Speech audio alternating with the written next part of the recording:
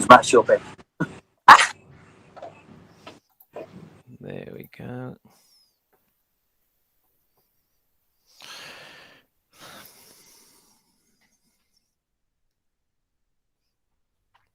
You have to bear with me. I've got two screens here because when I share my screen, I feel like I'm just talking to a screen on its own. So I do like to have another screen here so I can see if there's any questions or anything like that. Okay. Right, everyone. I've decided to share a little bit more about something we're currently doing at the school that I'm currently at now. And we're looking at how we can empower ourselves to rethink and redesign learning with technology. Okay. It's a bit of a mouthful. I was playing with the idea. Do I look at doing something a little bit fun, seeing it's a Sunday, Saturday, wherever you are? Or do I look at something that potentially can add value, but at the same time, we can just look at it. We can look at it a bit on the surface, and it may be something you then want to go and explore a little bit more. And that's is something then that I'll happily, we can take it offline and we can discuss a little bit more about what we're doing. So today, I just want to give you a quick insight, okay? Just to give a bit of context, because we'll be looking at the importance of context later, so you can just maybe do some comparing of what we're doing. So I'm at a school here in Hong Kong called Stanford American School. We're blessed with the fact that we're one-to-one, so all our students are on iPad, and our secondary students, our middle and high school students, are on MacBook Air. Okay, I put that Twitter handle in there because this is something then that I think we can discuss a little bit beyond today itself. Okay, I'm originally from Wales. Okay, very proud Welshman, so I had to get the Welsh flag in there somewhere. So why have I chosen to discuss empowering us to actually use technology a little bit more purposefully? Okay, so I think educational technology has come right to the forefront of every conversation in education. Okay, it's been around for 10, 15, 20 years at some level, but now it's probably one of the most important conversations that schools are having. Okay, and because of educational technology and the way we're using it, schools have starting to invest more. Okay, so potentially you have got access to some of the best software out there, whether you've gone onto a Google Education Plus. Okay, so even things like that, you've got Chromebooks. We're looking, there's more schools who are going one-to-one. COVID, or the pandemic, has really accelerated these conversations. So I think now is probably the best time ever for us to actually reflect on current practice. Okay, I've been in education now for 16 years, and the time has flown by. I haven't really had an opportunity to stop and actually think about what I'm doing, because there's always something going on. Okay, we're always looking at I say to colleagues here, it's almost like everything's broken down. It's broken down into periods, it's broken down into weeks, into half terms, semesters, things like that. So we're always looking at the clock, basically, where we never actually have a time to hit pause.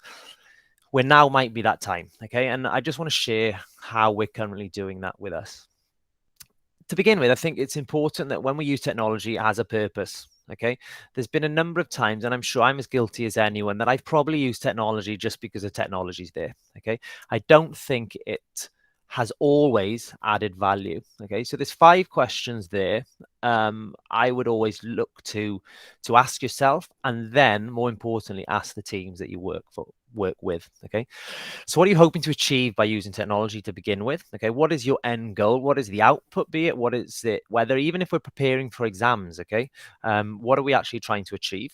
How will it make a difference to a student's learning? A good way to do this is those of us who are at a certain age, we can remember what we did before technology. So we can actually look to see how it's actually improved. Why is it preferable to not using technology? I'm a massive tech fan, but at the same time, I do understand the importance of sometimes a book is the best option, or a pencil and paper is the best option. Okay. 4th there then is, how equipped are your students to use this technology? That's important. Okay, regardless of the age of the students, are they able to use this tool? Okay, if not, you need to ask yourself the question then, do you need to upskill them? Okay, so this again takes time, which is the last point there. So how may we look to invest in making this work? Okay, so these are all things you need to consider before actually saying to yourself, are we actually going to use this technology? Okay, so it has to have a purpose. So what are we doing here in Hong Kong? So we've adopted a model called a PIC-RAT model. Okay, get past that word rat, and I promise you it's a great model to use. Okay, I've even played around with PIC-RAT, silent T or something, because I've just got in my head that rat word. But this is a great model to reflect and evaluate. So this is something we can start to use today to look at how we're using technology. And the aim would be then for this to come into play when we're actually planning for future activities, units, whatever we want to call them. Okay, so the PIC refers to what the student is doing with technology. Okay, so are they passive, are they interactive, or are they creative? The RAT itself then stands for replacement, amplification, transformation. And this is what you as educators are doing with that technology. Okay, how are you changing what you previously did? Okay, this comes from the RAT was put together by Hughes and Thomas, you can see there, but Kimmons now has actually put the PIC bit in, which for me has added more value. Big fan of SAMR, I'm a big fan of TPAC, but it doesn't always take into account what the student's doing. So this is what I like about this model. It's looking at what the student's doing as well as the educator. Okay, let's dive a little bit deeper into this. So there's a framework that looks like this. Okay, again, this is something that drew me to it because it looks complicated now, but once you understand how it works, it's very, very simple. Okay, so we're looking at what the teacher is doing along the bottom there and what the student is doing along the left hand side. And what you can do then, you can start to plot where that activity, where that unit, where that piece of work, where that task fits in the PIC-RAT model. Okay, so it's a good way to actually reflect on, we're doing this or we're not doing this kind of thing. Okay, so passive, what does that actually mean? So we're looking at let's use an example, reading a book. Okay, so a student is using an iPad and they're reading a book on the iPad. Okay, an ebook, iBook, whatever you want to call it, PDF. That's passive. The student is using it to just scroll through. Okay, very much a passive use of technology. Interactive there means the student is actually engaging with the technology itself. Okay, so use a book again. So now it could be they can jump to chapter 3 quickly. Okay, or chapter 5 has a video embedded, so they can press play. Okay, so we've seen these kind of interactive books. Now it's a little bit more interactive. Okay, the student is starting to add a little bit of value to the technology because this is something they possibly couldn't do, or they couldn't do with just a book on itself. The third part then is creative. This is like the holy grail for all educators. Okay, we want our students to create. So if we're using the book model again, they would then be creating a book. Whether it's in either Book Creator, or whether it's in Pages or something like that, or whether they're looking to build a book within Google Slides itself, okay, with interactive links, with videos in there, voice notes, all this. So they're starting to create. Okay, so as educators, we want to try and get as close as we can to creative. This goes against everything I believe in when it comes to putting so much text on a slide. So I apologize for this. I'll share this out again so you can actually see it, but some of this I couldn't really remove. So this now, the RAT part is how as we as educators using the technology. Okay, use the book part again. Okay, so are we replacing a book with an iPad and the book is on there? Okay, this again is adding not much value to the previous task. Okay, where they could have just used a book. Okay, so the technology hasn't really added any value. Okay, now we're looking at a task that we're amplifying the task with technology. Okay, so it could be that they're using the book and we've put in some questions in there. Okay, so end of chapter 1, there's some questions at the bottom. They can go and type in the questions. There's a couple of links and then things like that. Okay, so again, we've improved on what was just using the iPad to read a book. Okay, the third point then is transformation. Okay, we're looking to transform a previous task. So before, the students were just reading a book. Okay, we've introduced technology. How can we now transform that task? Okay, so it could be a way that they're leaving voice notes after every chapter. Okay, just to summarize each chapter. At the same time, they're adding comments or they're marking up. Okay, they're marking up the book, they're writing notes, they're putting highlights and things like that. At the end of chapter 1, we're able to get hold of the author and we can call them into the classroom. So the students will be able to ask the author questions. Okay. After they've asked the author questions, they may then go and they may be able to add a bit more text to their summary or voice note, or they want to create a form and they share the form out within their classroom or to the wider community completely. This can go global now, and they can start to completely transform the task that was reading a book on its own to a completely new task because of technology. Technology's connected us to the outside world. Google Meet with the author. In advance, we've emailed them some questions to consider. Okay, we've created a form where we've asked our colleagues or our peers in the classroom what they thought of the book. Okay, and then we've even pushed that global. So there's loads of ways that we've all heard that app smashing, where we're bringing lots of different apps together. This is what you'd be looked to doing when you're actually transforming education with the use of technology. So what we're doing, we're trying to plot on here, okay, on this model, what we're doing. Okay, so we look at along the bottom, right? We're adding a Google form for students. Okay, right. So that's amplifying a task. Okay, but the students are just completing the form. To a certain extent, it's in between passive and interactive. Let's go interactive, positive. So it's interactive. So that task will be on IA. Okay, which is fine. Okay, then as you're building units, you're trying to get as close to that CT as possible. Okay, sometimes you don't do it, which is absolutely fine, because it's really important. Okay, let me just share this here. So this slide I thought was after.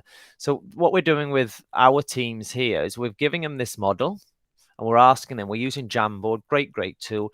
They're going and they're just putting down activities or tools they use, and they're looking at where they fit in this model. Okay, for me at the moment, we started looking at this in September. For me, so far, the biggest win is just the conversation. Okay, now we have grade 4, grade 3, science in secondary, sat round a table and they're talking about how they use technology. This didn't happen a year ago. This didn't happen 5 years ago. And it most definitely didn't happen 10 years ago. Okay, now they are having that conversation about how they're using technology. Okay, we've taken it even further, where we've picked individuals or they volunteered from various parts of the school, including your admissions, including ICT, including leadership, including diploma high school science and grade 1 math. Okay, so all of these people are around a table discussing how they use technology, because the inspiration is there. So a secondary high school teacher could say, right, we're using forms and it's embedded into a Google site, and they're then creating videos using green screen. Everything's coming together. That's in diploma in secondary. Okay, however, the grade 1 teacher thinks, do you know what, that sounds very complex, but we can kind of do that using Seesaw. We're using Seesaw. They can upload questions, they can mark up. So now all of a sudden that conversation has inspired someone to actually go and explore something new. Okay, so it's a great way of looking at how we're using technology. On the other hand, then, we've also decided to remove some technology. We think, actually, we're not using this tool to its full extent. Let's put that to one side and let's fully make use of what we're using. Okay, prime example for me is Google Docs. The new smart chips, the checklists, the drawings for me in Google Docs is one of the underused tools around. Okay, they can add drawings in there with photos and captions and all that kind of stuff just in Google Docs. Okay, we don't need to go and get Nearpod. We don't need to even pay for Book Creator, which I love. There's so much in these current tools that we're not fully using. So this is giving us that opportunity to explore that.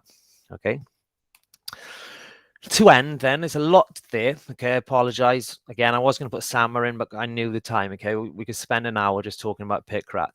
For me, it's just a great tool for reflection to begin with. Okay, even if it's self-reflection, you can start to look at how you're using technology, then maybe introduce it to your teams. Okay, there's 2 words in green in the middle. They're contextual factors, and this for me is the most important bit. As an educator, the fact that you've joined us today means you're an amazing educator. It means that you're conscious of what you're doing, you want to grow, you want to improve, which means your professional judgment is the final say. Okay, and what I mean by that is sometimes if a student is reading a book on a Chromebook and that's all they're doing is reading it, that may be the best use of that technology. Okay, so they may be reading a book that's a limited edition book in a museum in Paris that no one else has got, but they're able to access that book because of technology. So if we were to go back to here, it's on the PR, it's passive use and it's replacing. However, it's an absolutely amazing use of technology. Okay, so don't think, and potentially I should get rid of that emoji there that looks like a sad face, because there's nothing wrong with that. Your professional judgment has made a call that that's the best use of that technology. Okay, so do bear that in mind. So if, again, I'm sorry, I'm skipping slides. If it's PR, if it's PA, or if it's IR, I think, is that the best use of the technology? If it is, fine. Do not think you need to push towards CT, okay? Because you know the context that you're in, okay? It could be the age of the students. It could be the technology you've got at your disposal. It could be the skills that those students have, okay? So always bear that in mind, okay? So moving forward, we've reflected. Moving forward, possibly in a few weeks' time in the spring, look at what you're doing next. Now bring this model in, think, right, I'm building this unit, I'm building this activity, this project. Now, how am I going to use this model to make this unit transformational? How are you going to completely change this unit so it's completely different, but better? And if possible, the students are actually creating, okay? I've left a quote in there because I love a quote. The secret to getting ahead is getting started. And that's that. If you can just start looking at this, even if it's on your own, quietly on your own, a little bit of self-reflection, you've started that conversation, which I said is for us has been the most valuable thing that we've actually done. Okay. And I'm watching the clock here because I'm on the clock. That's it for me. Okay. It went a little bit quicker, probably rushed through some of it. I know Andy's recording this, so it may be something that you want to record, look back at, because there was a lot in there. I'll share this. I've got the Twitter there. I'll share this slide deck out on Twitter. I'll stick it in, especially the VIA 21. I'll stick it in our chat as well. Like I said, we looked at TPAT, we looked at SAMR, both excellent, excellent models. But what I do like about this model is it involves students. Okay, what are students doing? Okay, which should be at the heart and the center of everything that we're actually doing. Okay, thank you very much, guys. I really appreciate you joining me. It's Sunday morning here in Hong Kong, and I'm sure it's Sunday morning for the majority of you guys. Keep in touch on Twitter. This is, like I said, it's a conversation. Okay, if you have any questions, do reach out. And I look forward to speaking to you in the future. So have a great rest of the